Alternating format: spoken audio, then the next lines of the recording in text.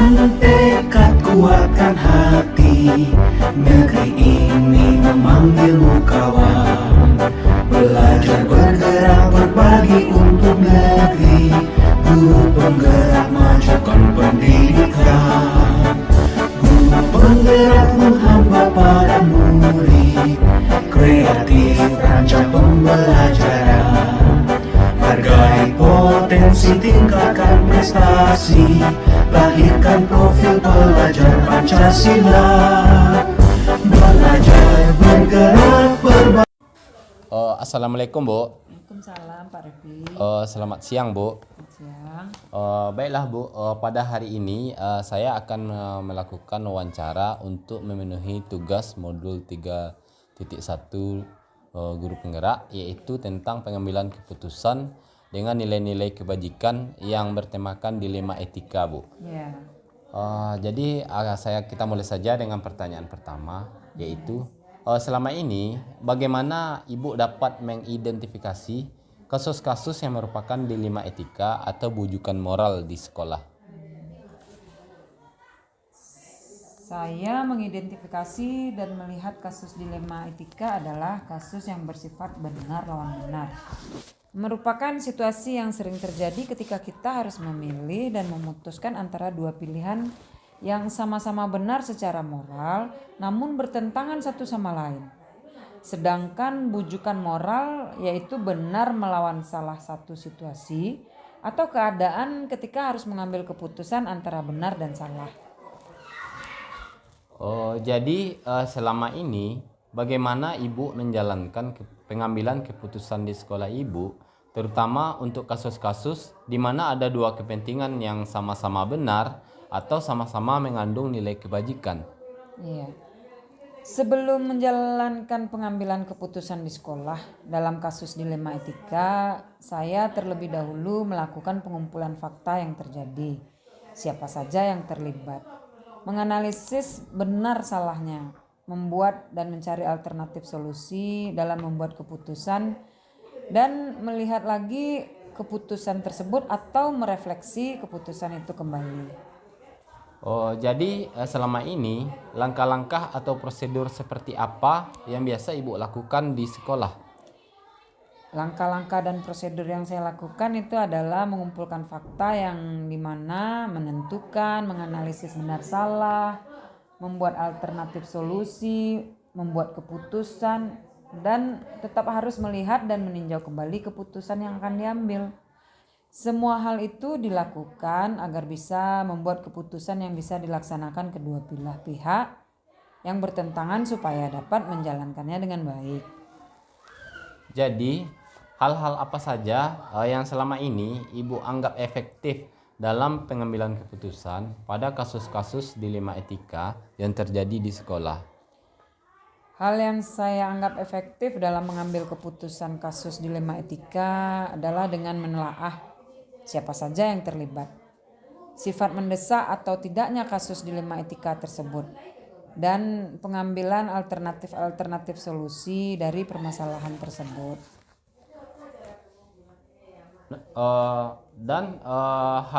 Hal apa saja yang selama ini merupakan tantangan dalam pengambilan keputusan pada kasus-kasus dilema etika menurut Ibu?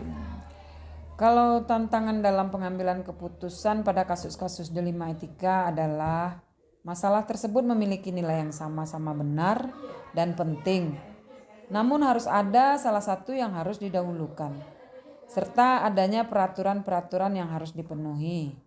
Yang tak kalah penting adalah adanya nilai rasa yang juga harus dipertimbangkan. Terus apakah Ibu memiliki sebuah tata krama atau jadwal tertentu dalam sebuah penyelesaian kasus dilema etika tersebut? Apakah Ibu langsung menyelesaikan di tempat atau memiliki sebuah jadwal untuk menyelesaikannya? Bentuk atau prosedur seperti apa yang Ibu jalankan selama ini? Pengambilan keputusan dilema etika ini saya tidak mempunyai jadwal khusus. Karena permasalahan ini muncul biasanya kan tidak dapat dipastikan atau diprediksi kapan datangnya. Jika masalah itu ringan biasanya akan langsung ditangani. Namun jika masalah itu berat, maka akan dimusyawarahkan dalam forum diskusi dengan sesama guru di sekolah. Adakah seseorang atau faktor-faktor yang selama ini mempermudah atau membantu ibu dalam pengambilan keputusan kasus dilema etika di sekolah? Biasanya saya akan berkonsultasi dengan wakil kepala sekolah terlebih dahulu ya. Atau bila perlu ada guru-guru lain yang dianggap bisa membantu saya menyelesaikan masalah. Atau bisa juga bersama orang tua murid jika permasalahan yang dibahas bisa dibahas dengan komite sekolah. Dari semua hal yang telah disampaikan, pembelajaran apa yang dapat ibu petik dari pengalaman ibu mengambil keputusan dilema etika tersebut? Pembelajaran yang bisa diambil dari pengambilan keputusan pada kasus dilema etika adalah sebelum mengambil keputusan yang harus banyak sekali, pertimbangan dalam menganalisis kasus yang ada, kemudian banyak pertimbangan-pertimbangan, karena setiap keputusan pastinya tidak mungkin membuat semua pihak yang terlibat merasa puas. Pasti akan ada satu pihak yang merasa tidak puas, namun semua keputusan yang diambil harus dihormati dan dilaksanakan secara baik. Baiklah Bu, itu mungkin wawancara kita pada siang hari ini. Terima kasih Bu atas kesempatan dan jawaban yang sangat memberikan pengalaman bagi saya dalam menyelesaikan tugas ini. Baik, sama-sama terima kasih. Semoga wawancara kita ini bisa membantu Pak Revi dalam menyelesaikan tugas. Terima kasih Bu. Assalamualaikum. Waalaikumsalam warahmatullahi wabarakatuh.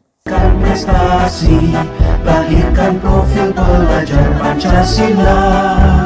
Belajar, bergerak, berbagi untuk negeri, kita menjalin kolaborasi. Belajar, bergerak, berbagi untuk negeri, demi bakti pada Ibu Pertiwi.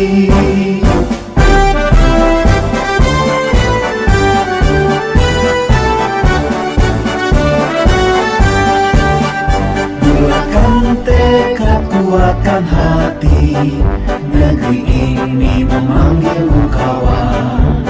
Belajar, bergerak, berbagi untuk negeri. Assalamualaikum Bu. Waalaikumsalam. Selamat siang Bu. Terima kasih atas kesempatan yang Ibu berikan supaya bisa saya mewawancarai Ibu di sekolah Ibu. Ini saya akan tugas ini untuk melengkapi tugas demonstrasi kontekstual modul 3.1 tentang pengambilan keputusan dengan nilai-nilai kebajikan yang berhubungan dengan dilema etika Bu. Baiklah, kita mulai saja proses wawancara ini dengan pertanyaan. Selama ini bagaimana Ibu dapat mengidentifikasi kasus-kasus yang merupakan dilema etika atau bujukan moral di sekolah Ibu? Baiklah, saya akan mencoba menjawab dari pertanyaan Revi tadi.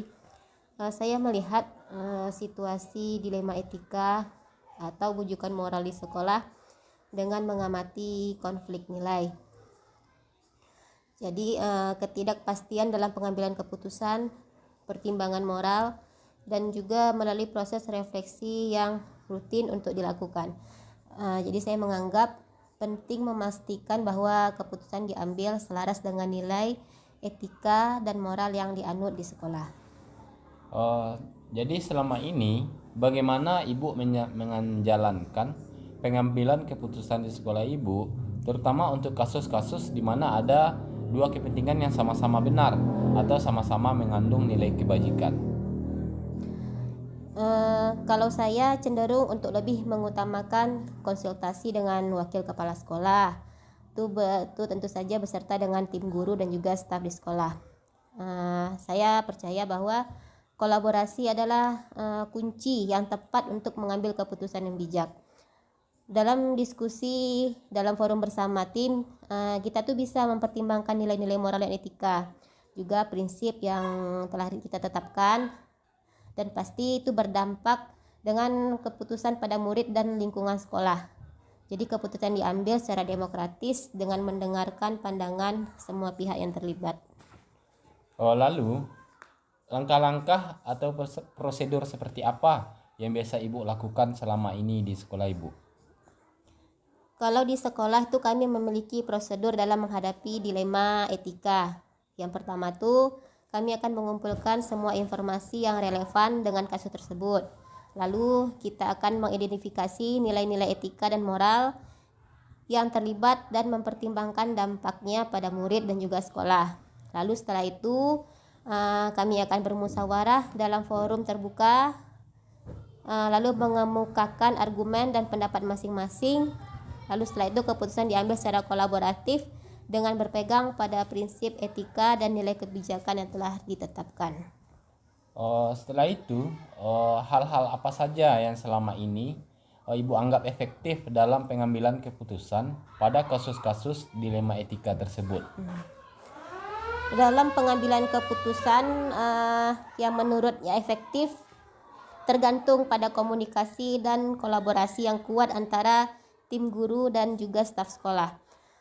Jadi kami menemukan bahwa pendekatan yang melibatkan banyak pemangku kepentingan seperti guru, orang tua, komite sekolah, dan juga murid adalah pendekatan yang berhasil. Jadi dengan dilakukan musyawarah dan mempertimbangkan sudut pandang yang beragam, biasanya mencapai keputusan yang lebih baik. Jadi hal-hal apa saja yang selama ini yang merupakan tantangan buat Ibu dalam mengambil keputusan pada kasus-kasus dilema etika tersebut? Tantangan utamanya itu adanya tekanan dari berbagai pihak seperti orang tua, komite sekolah, atau bahkan kebijakan kurikulum. Jadi kami berusaha untuk mengatasi tantangan ini dengan memastikan bahwa semua keputusan didasarkan pada nilai kebajikan yang telah menjadi pedoman sekolah. Dan kami juga berkomunikasi secara terbuka dengan pihak terlibat untuk menjelaskan pemikiran dan pandangan di balik keputusan tersebut. Lalu, apakah Ibu memiliki sebuah tata krama atau jadwal tertentu dalam sebuah penyelesaian kasus dilema etika tersebut? Apakah Ibu langsung menyelesaikan di tempat atau memiliki sebuah jadwal yang rutin untuk menyelesaikannya? Bentuk atau prosedur seperti apa yang Ibu jalankan selama ini? Dalam menyelesaikan kasus dilema etika, kami itu cenderung tidak memiliki jadwal tertentu. Kami lebih fokus pada pemahaman yang mendalam tentang situasi dan nilai etika yang terlibat. Kami juga berusaha untuk menyelesaikan kasus tersebut sesegera mungkin, tapi juga tidak terburu-buru dalam mengambil keputusan. Terkadang kasus dilema etika ini memerlukan waktu yang ekstra untuk diskusi dan konsultasi. Selanjutnya Bu, adakah seseorang atau faktor-faktor yang selama ini mempermudah atau membantu Ibu dalam pengambilan keputusan yang ada dalam kasus-kasus dilema etika?